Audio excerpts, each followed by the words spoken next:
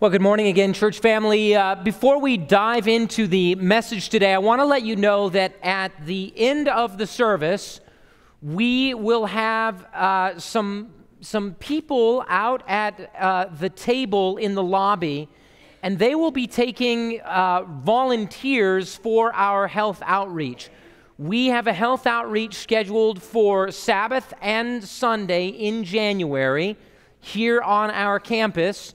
And so we are having sign-up sheets in the lobby if you would like to volunteer to help with that. Last year, we did our health outreach. It was absolutely phenomenal. I can tell you guys a kind of a cute story about a health outreach, by the way, just on a little side note. My mom goes to an Episcopalian church. My mom and dad are dedicated Episcopalians, and they have a woman they go to church with. And my parents live in South Dakota. It's very cold there, as you can imagine. And there's a woman that goes to their church in the summer. And this woman is a Seventh-day Adventist in the winter, and she's an Episcopalian in the summer.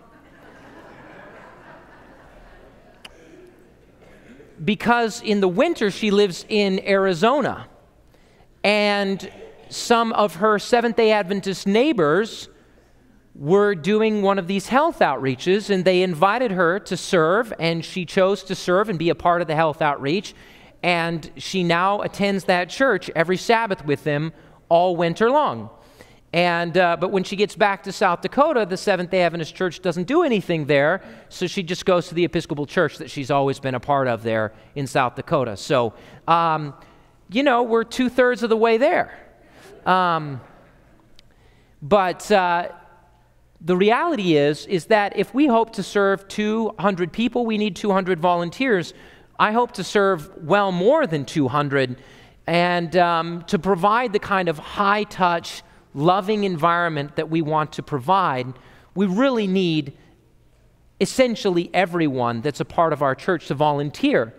We need really nice, sweet people to be parking lot greeters and run our parking. We need big, strong, burly, intimidating people to be on security. We need people who are dentists who can drill and fill, and we need hygienists to clean the teeth they don't pull.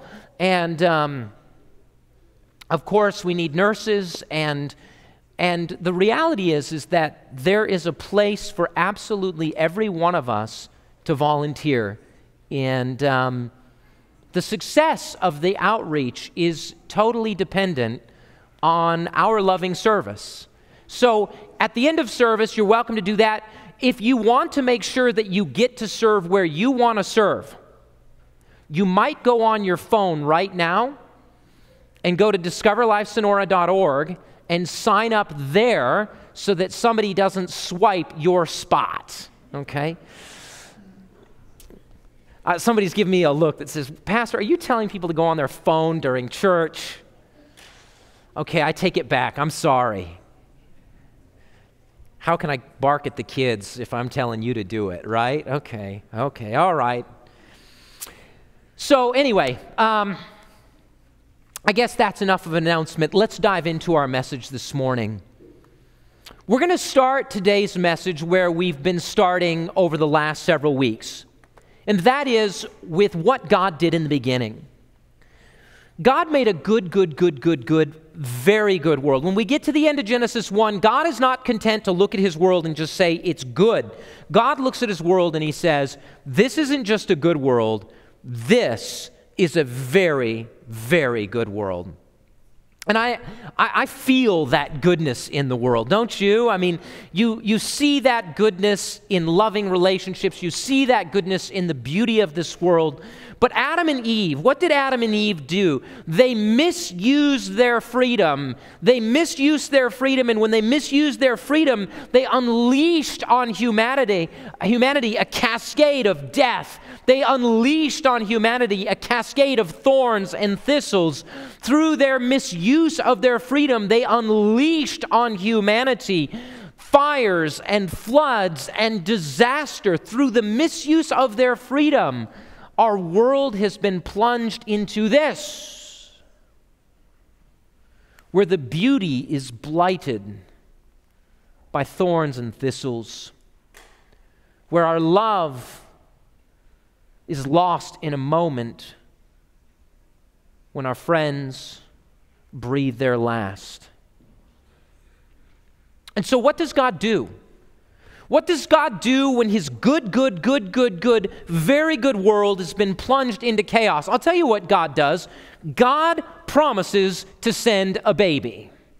God promises that through Eve, a descendant would come, and that descendant that comes will restore everything. That descendant that comes will solve the problems of humanity. That descendant that comes will crush the head of the serpent and bring this world back to what God created it to be. And so Eve has her children, but none of those immediate descendants are the child. And then God says, that descendant is not just going to come through the family of Eve, it's going to come through the family of Eve, but more specifically, it's going to come through the family of Abraham. And not just any of Abraham's kids, it's going to come through not just Abraham, it's going to come through Isaac. And not just through Isaac, it's going to come through Jacob. And what did they change Jacob's name to? Good job. It's going to come through Abraham, Isaac, Jacob, through Israel. Someday that descendant is going to come, and he is going to solve the problems of the world. Now, I don't know about you, but are any of you just completely blown away by babies? Babies. I love babies. Babies they're so incredibly awesome. In fact, last night I came home from our meeting that we had at our church. The elders met last night. Came home, and Becky and Laurel were sitting on the couch looking at pictures. And I don't know how many pictures I have on my computer. I somewhere between how many? 31,000 pictures. Okay. And it just started at the beginning, picture after picture after picture after picture of babies, sometimes covered in drool and snot, but still really cute.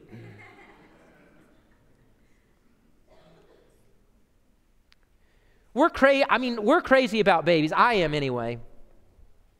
But in the Old Testament, when a baby was born, every time there, especially when there was something special surrounding the circumstance of the child's birth, people wondered, could this child be the one that's going to solve the problems of sin, death, curse? Could this be the one? So the family of Israel was always wondering if the next baby was the one. Well, Israel, you know the story, right? Abraham had Isaac, Isaac had Jacob, Jacob became Israel, and Israel went into Egypt, and then Israel was delivered out of Egyptian bondage, and when Israel was delivered out of Egyptian bondage, their job was to take the Canaan land. They were to overcome the Canaanites and push them out and occupy that land. Now, there's a couple of things that we need to make mention of here. The first is that it's a delicate thing to talk about. When you talk about Israel pushing out the Canaanites, somebody always wants to shout genocide. Okay. Now, there's a couple of things that we need to make mention of. First of all, and I mentioned this several weeks ago, when Becky and I were in Israel, we saw an altar to the Canaanite god Molech. And that altar had outstretched arms that when mothers would bring their firstborn children to that altar and they would lay their child in that altar, and the arms would literally fold up and drop that infant child into the burning fire.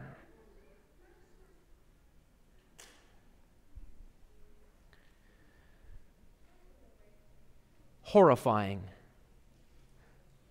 So when God said, drive the Canaanites out of this land, God was not saying, drive your nice neighbors out of Sonora. You have an entire culture that's conception of God is such that they literally burn their children alive. Second thing,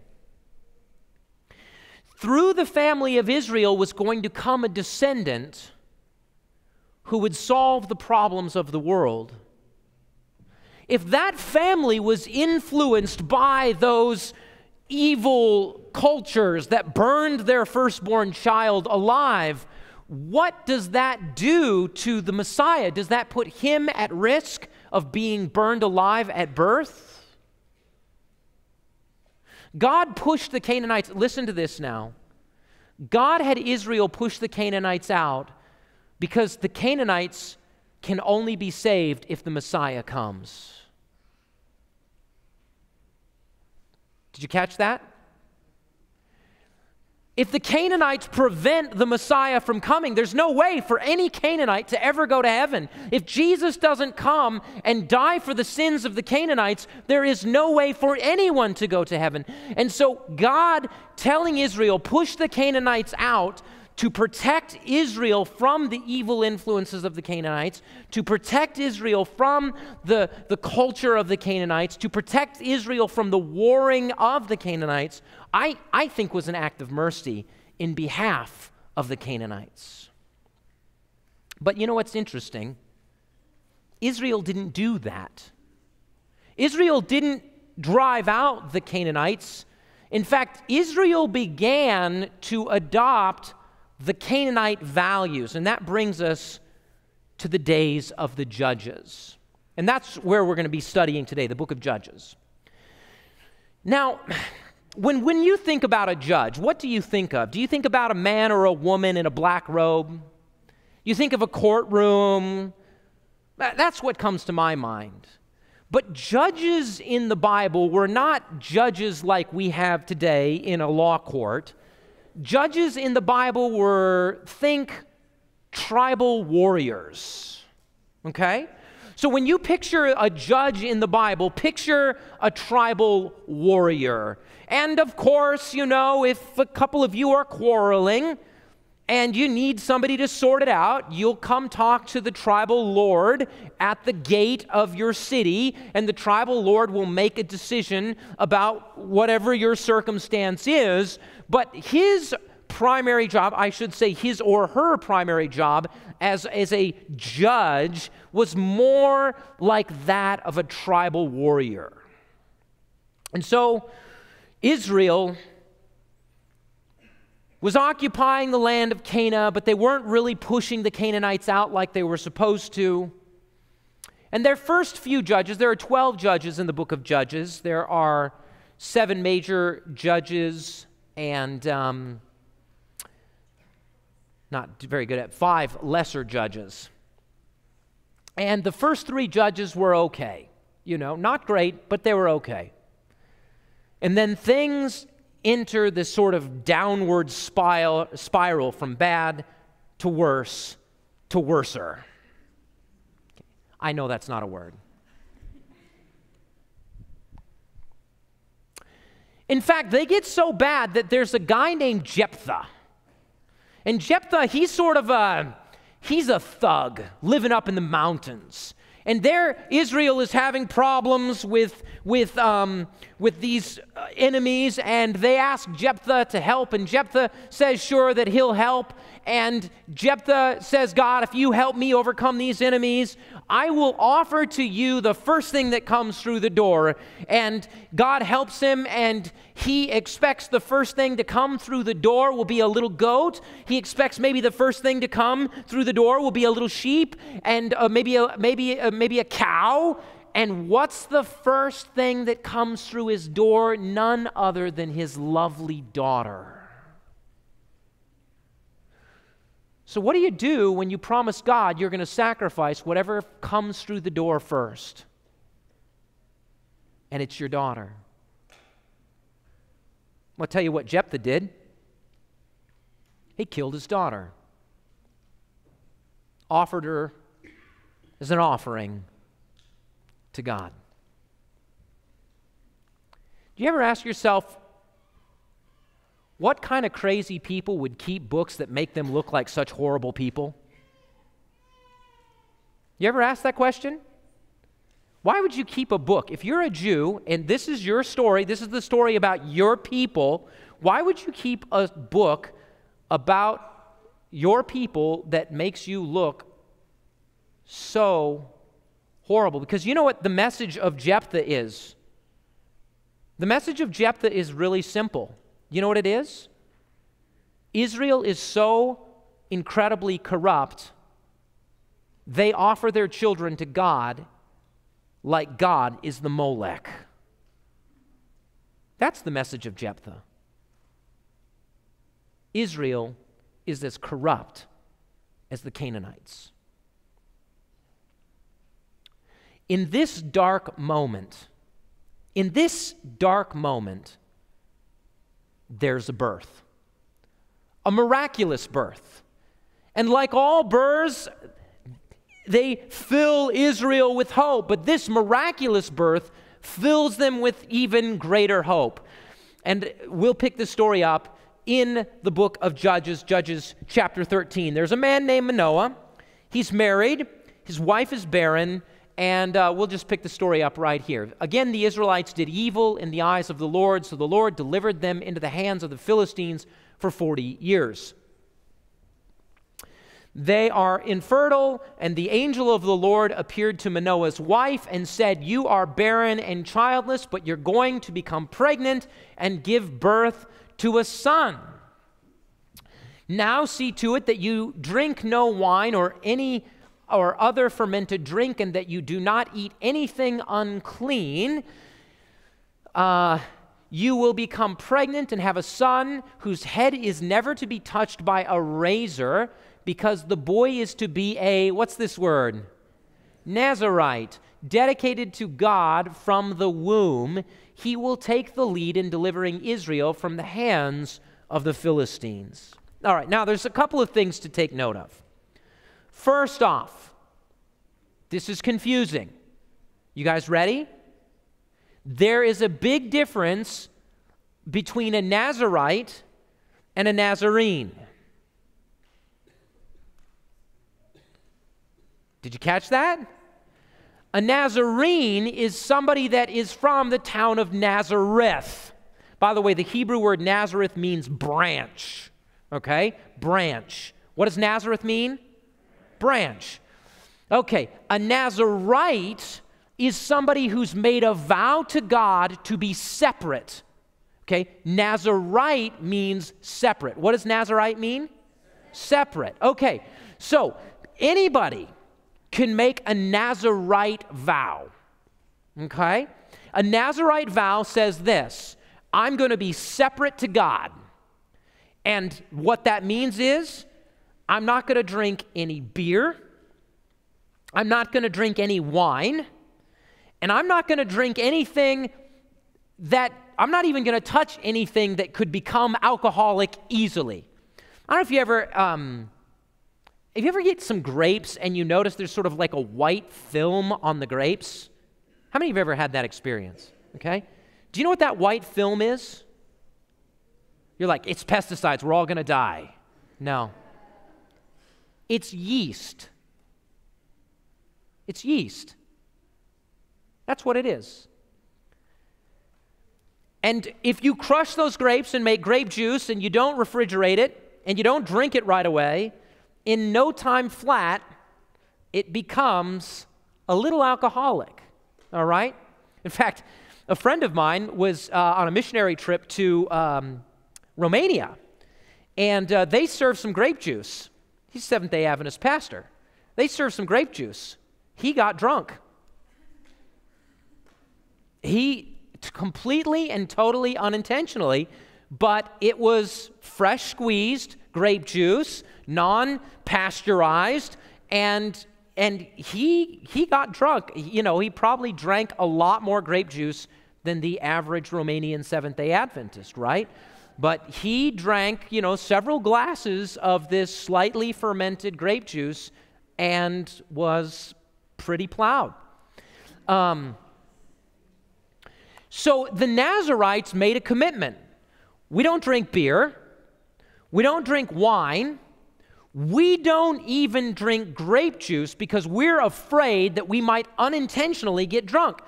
Not only that, but we don't even touch grapes. We don't even touch them. We don't touch raisins. Before like modern agriculture, guys, did you know this? Some grapes have seeds.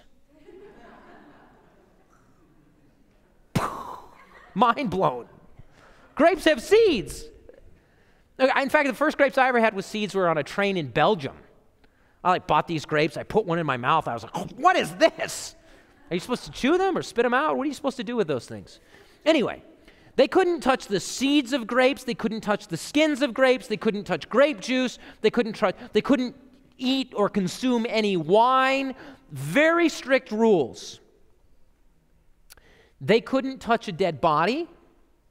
In fact, if there was somebody that died suddenly around them, they would have to leave. So if somebody just had a heart attack right here and I had made a Nazirite vow, which probably doesn't make sense because I have shaved my head recently, but they couldn't cut their hair either. But if you make a Nazirite vow and somebody dies around you suddenly, you have to flee and you can't touch them. You can't even touch the dead body of a close relative. A Nazirite vow is a way of saying, I am extra dedicated to God. Men and women, by the way, could take a Nazirite vow. There were no gender boundaries on a Nazirite vow. Interestingly enough, the story of Samson here, Samson didn't get a choice. His parents, God says this guy's going to be a Nazirite from birth. In fact, not only is he going to be a Nazirite from birth, he's actually going to be a Nazirite from conception. Did you catch that? Mom cannot even drink. This kid can't even have grapes while he's in the womb. So the angel appears and tells this woman that she's going to have this child, and this child is going to be dedicated to God. It's going to be separate to God. He will not drink the wine of the juice or the juice of the grape. He won't touch grapes. He won't have a razor. He's going to be a long hair guy. He eventually develops 7 dreadlocks, by the way. So Seventh-day Adventist parents, dreads are biblical. So is honoring your parents, kids. So if you get dreads and your parents don't like it, don't tell them the pastor said it was okay. So the woman went to her husband and told him, a man of God came to me. He looked like an angel of God, very awesome. I didn't ask him where he came from. He didn't tell me his name.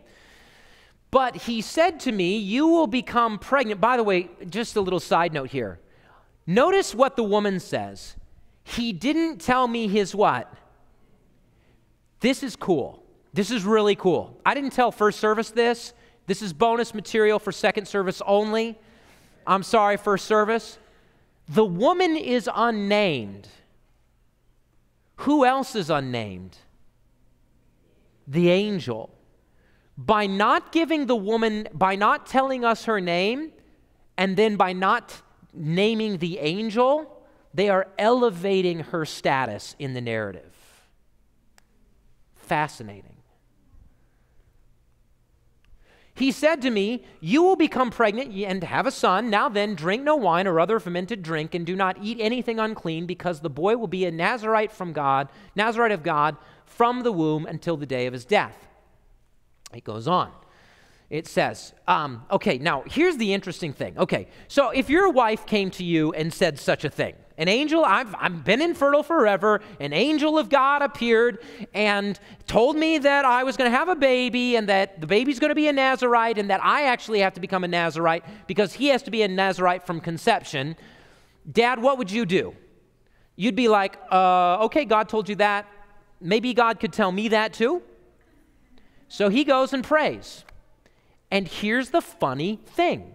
He goes and prays, and God gives an answer to the wife.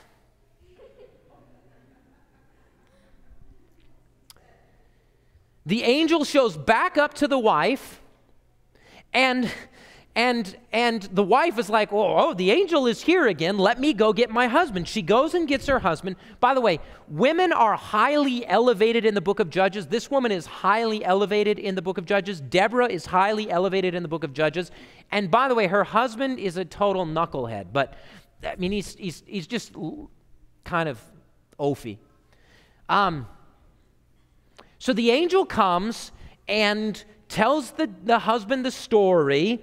And then the guy is like, you know what? We want to cook you dinner. And the angel says, you know, I don't need to eat. But if you want to offer a sacrifice, that's okay. So they offer the sacrifice. And while they offer the sacrifice, as the flame blazed up from the altar toward heaven, the angel of the Lord ascended in the flame. Seeing this, Manoah and his wife fell with their faces to the ground. So they're offering the sacrifice, and when they offer the sacrifice, woof, this angel like transforms into the flame and ascends to heaven. I mean, it's this very dramatic thing, and they fall to their faces on the ground. And when the angel of the Lord did not show himself again to Manoah and his wife, Manoah realized that it was the angel of the Lord, which is Jesus prior to his incarnation. And then he says this, "We are doomed to die," he said to his wife. "We have seen God." But he's not a good theologian. His wife is a good theologian. So his wife answered, "If the Lord had meant to kill us, he would not have accepted a burnt offering and grain offering from our hands, nor shown us all these things, or now told us this." Now you think about it. I mean, who's the better theologian, him or his wife? Clearly he's just like, "We saw God, we're going to die." She's like, yeah. If God wanted to kill us, he wouldn't have taken our offering. He would have just killed us, and he wouldn't have told us that we're going to have a baby.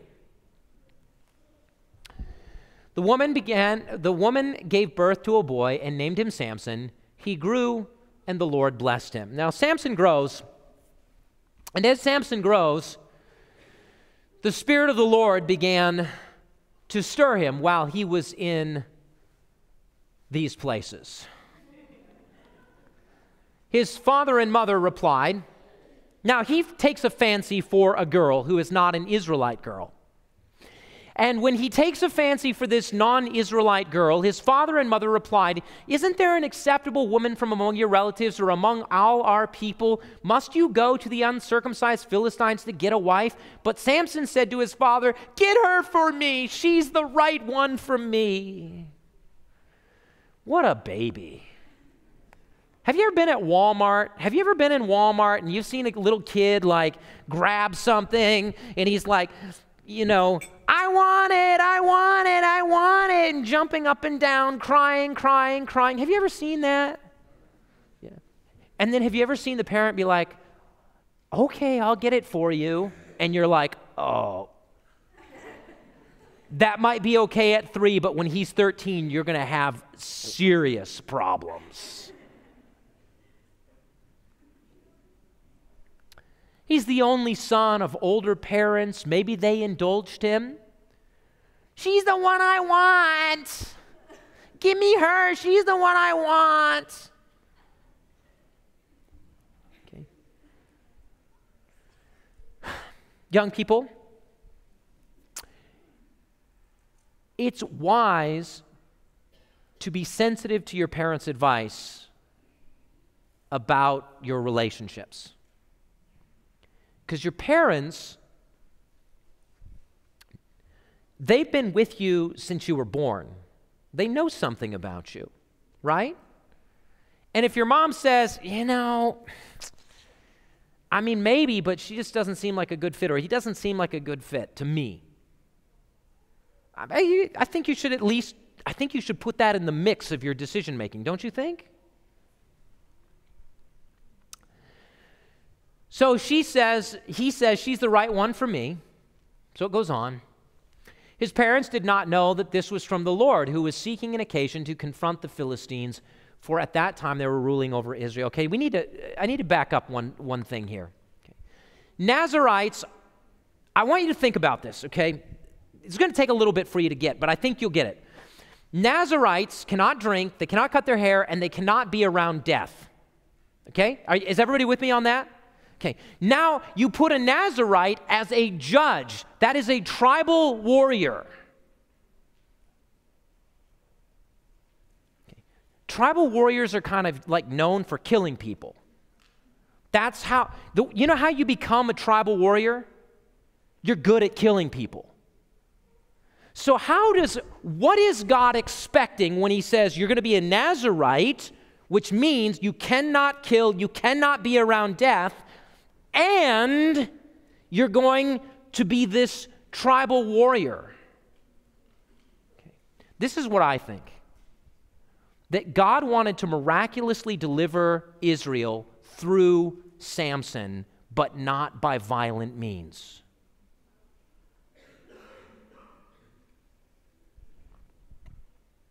But I got news for you.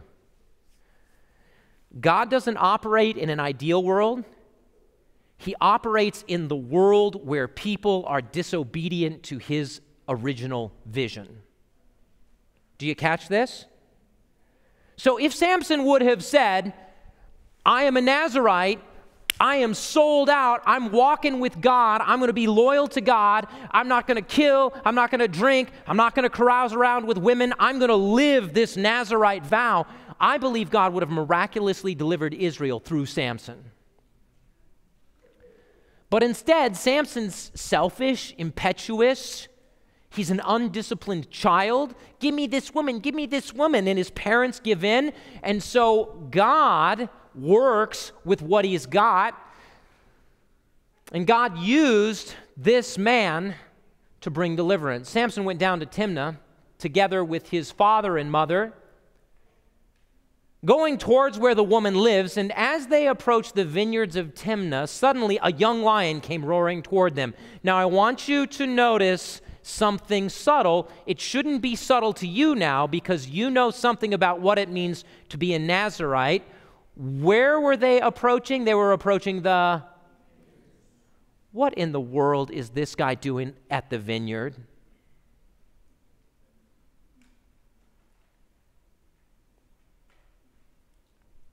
Samson is in the throes of compromise.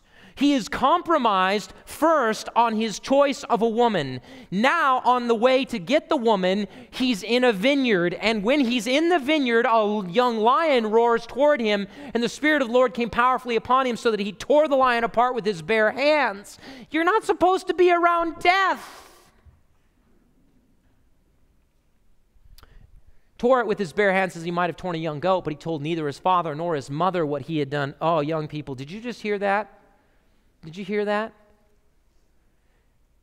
He compromises spiritually and then hides it from the only ones that could help him spiritually. Did you catch that? That's the way sin works.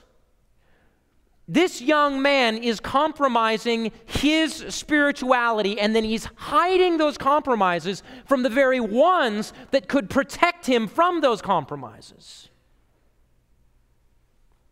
Let me say it this way, moms, dads, it's better for you to be the kind of parent that allows your child to be honest with you. Young people, it's better to be the kind of young person that is honest with your parents than hides who they really are from their parents.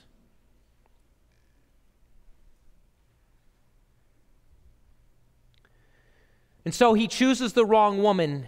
He goes to the vineyard. He's around death. He hides it from his parents.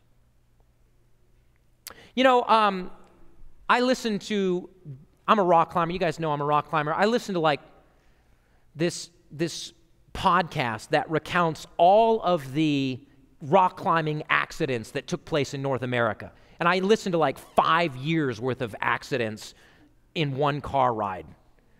Talk about scary, right? Like, it's terrifying. But you know what I noticed in all of the rock climbing accidents in North America? I listened to, like I say, 5 years worth of podcasts, just story after story after story after story of people getting killed in the mountains. And what I learned in those stories is that almost never does somebody make a colossally bad decision and then die.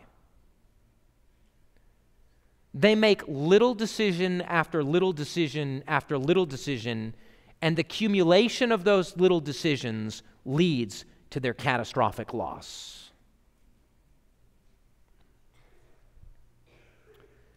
And so Samson, when he went down and he talked with the woman and he liked her, sometime later, when he went back to marry her, he turned aside to look at the lion's carcass, and in it he saw a swarm of bees and some honey. Now, I want you to think about this. He killed the lion, he marries the girl, sometime later he comes back, he looks at the carcass of the thing. What's this guy doing by a dead body? And then he sees, oh, there's honey inside the dead body. Well, let me go touch the dead body. What is he doing touching the dead body? And then he gets the honey. Now, there's a hilarious part of this story that I'm only including in the sermon because I find it so absolutely hilarious. So he brings some honey. We'll keep reading here. He scooped out the honey with his hands. He ate it as he went along. When he rejoined his parents, he gave them some, and they too ate it. But he did not tell them that he had taken the honey from the lion's carcass. You notice that again. He did not tell them, hiding who he is. Now, he joins up with his wife, and he comes up with this idea. He's like, you know what I'm going to do? I'm going to come up with a riddle, and if you can tell me the solution to the riddle, I'll give you 30 pieces of silver and 30 changes of clothing. This is to the families of the Philistines, his wife. He says, out of the eater something to eat, out of the strong something sweet. For 3 days they could not give an answer. He gave them a 7-day time period, and they're thinking, and they can't solve the riddle. And finally his wife, his new wife, talks the solution, talks the riddle out of him. And so then he comes, and before the sun set on the 7th day, the men of the town said to him, what is sweeter than honey? What is stronger than a lion? That's the answer. And then this. Samson said to them, if you had not plowed with my heifer, you would have not solved my riddle. Okay. Probably not a good idea to call your new wife a heifer. Although, having grown up in South Dakota, in ranch country, I heard a few cowboys call women heifers in a complimentary way.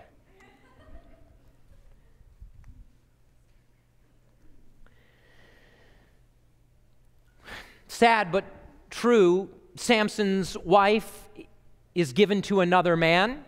The next thing we see in Samson is him, I don't know how to say it politely, paying for the services of another woman. That's probably the polite way to say it. After that, the men of the city want to kill him, and he has to break out of the city, tear the gates off the walls. He then slaughters 1,000 Philistines. And does anybody remember, how did he slaughter that 1,000 Philistines? He slaughtered them what? Jawbone of a donkey. What is a Nazirite doing touching the jawbone of a donkey? Wait, what is a Nazirite doing killing 1,000 people? Step by step in compromise. He meets Delilah, and that's the one story we mostly know, right? And we know Delilah's trying to con him. Hey, what's the secret of your power? What's the secret of your strength? Where do you get this power? Where do you get this strength? And finally, he confesses the truth. Where does he get his power? Where does he get his strength? He says, it's my hair. I'm separate to God, and my hair is an expression of my commitment to God. My hair is an expression that I am dedicated to God. And he wakes up the next morning with his head shaved. Powerless. Weak. And he's taken captive, and his eyes are poked out. And he's made to run a grain mill like an animal. He's literally treated like an animal.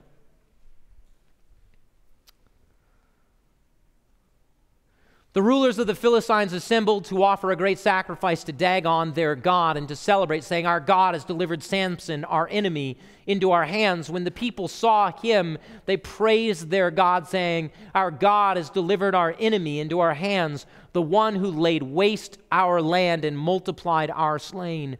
While they were in high spirits, they shouted, "Bring out Samson to entertain us." So they called Samson out of the prison, and he performed for them. When they stood him among the pillars, Samson said to the servant who held his hand, "Put me where I can feel the pillars that support the temple, so that I may lean against them." Now the temple was crowded with men and women. All the rulers of the Philistines were there, and on the roof were about 3,000 men and women watching Samson perform. Then Samson prayed to the Lord, "Sovereign Lord, remember me. Please, God, strengthen me just once more, and let me with one blow get revenge on the Philistines for my 2 eyes." Notice he doesn't seem too concerned about God. He doesn't seem too concerned about the people. He seems concerned about his what? Still not a good dude. Then Samson reached toward the 2 central pillars on which the temple stood, bracing himself against them, his right hand on the one, his left on the other. Samson said, "Let me die with the Philistines." Then he pushed with all his might, and down came the temple on the rulers and all the people in it. Thus he killed many more when he died than when he lived. When this baby was born, everyone was filled with hope, with promise. The book of Judges ends with these words.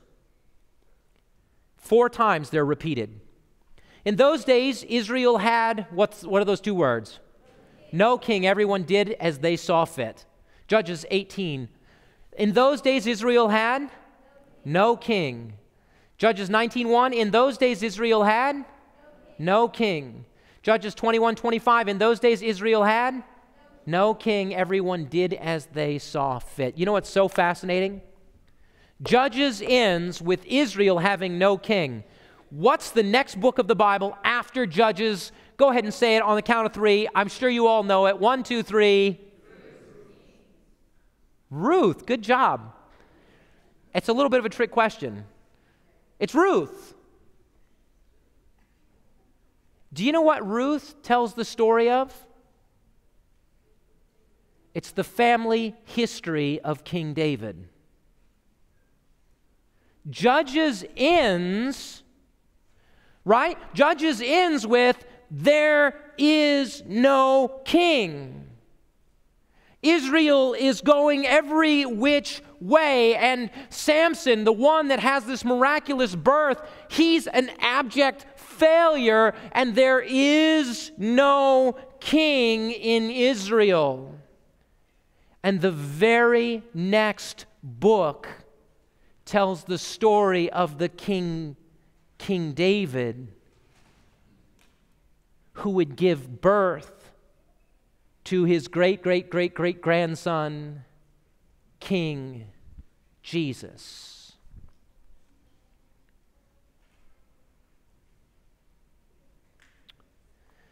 Church, the story of Samson is the story of the failure of humanity. Samson was dedicated to God from birth. He was a failed sinner. He was no savior. The story of Judges, why would the whole book of Judges, the book of Judges gets worse, not better, after the story of Samson. Okay, I don't know how you get worse than the genocidal mania of Samson. It gets worse. And check this out. The story of Jesus is the story that God intended for Samson. God intended that Samson be a Nazirite. That means no death. That means no violence. That means separated to God, and somehow this guy with no death and no violence, separated to God, brings deliverance. That's exactly what Jesus did when he died on the cross. He submitted himself to his enemies, suffered and died on the cross, and through that death brought a great and glorious deliverance to his enemies. Rather than killing his enemies, Jesus was willing to subject to be killed by his enemies to bring the deliverance.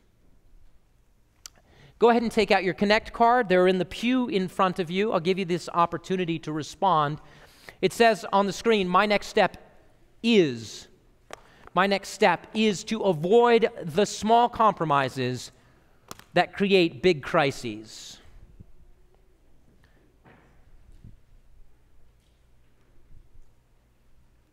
What does that mean in your life? I don't know.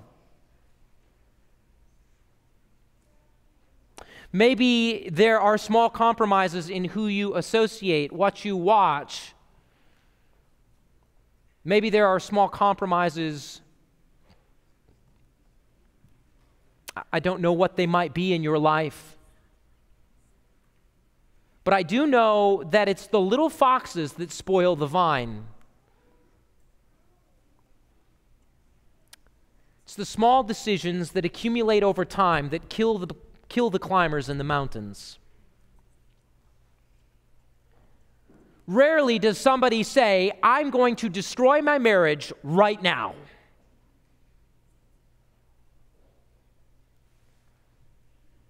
It comes first as a touch on the arm, and then a little bit too much friendliness, and then finally the catastrophe.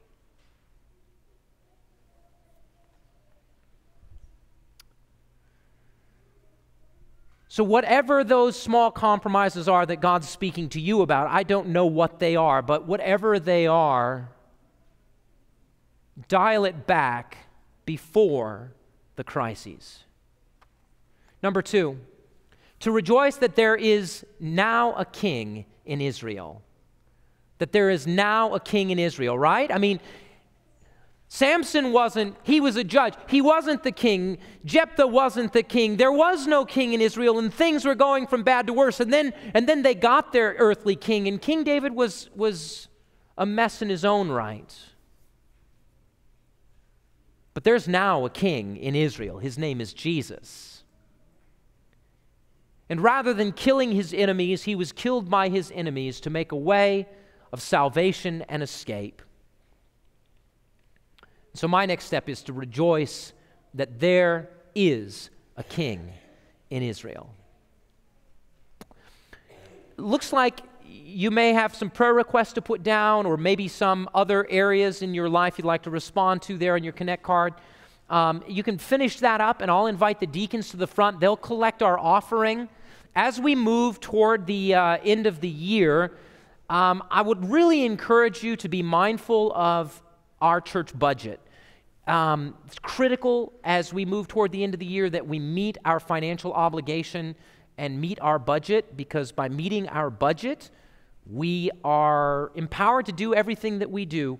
And the vast majority of that money goes to sustaining our school. And so please give generously to that church budget. You can indicate that on your tithe envelope, or you can give online. Go ahead and come forward, deacons.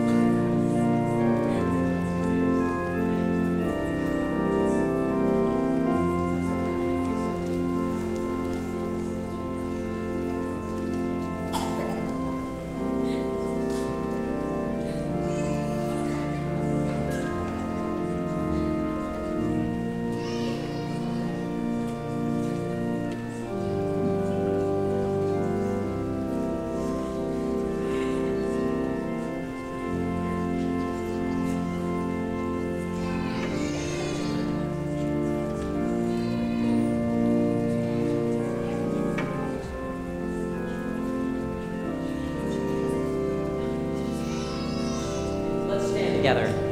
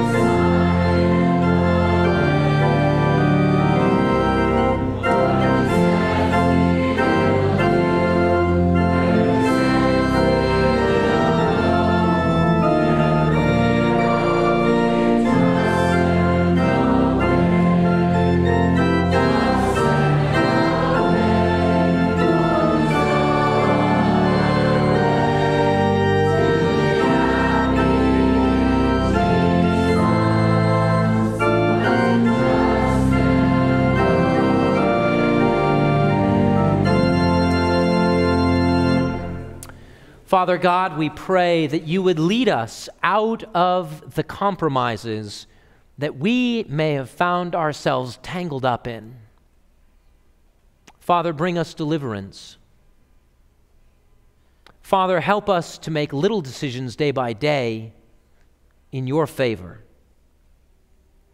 And Father, we thank you that rather than slaughtering your enemies like Samson, you redeemed them through Christ. Father, may we live lives of love and loyalty to Christ for all he's done.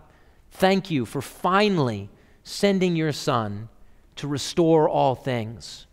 Lord, they waited thousands of years, and we are waiting for your second coming. Make it soon, God. We want to see the restoration of all things and the end of this suffering. We thank you in Jesus' name. Amen.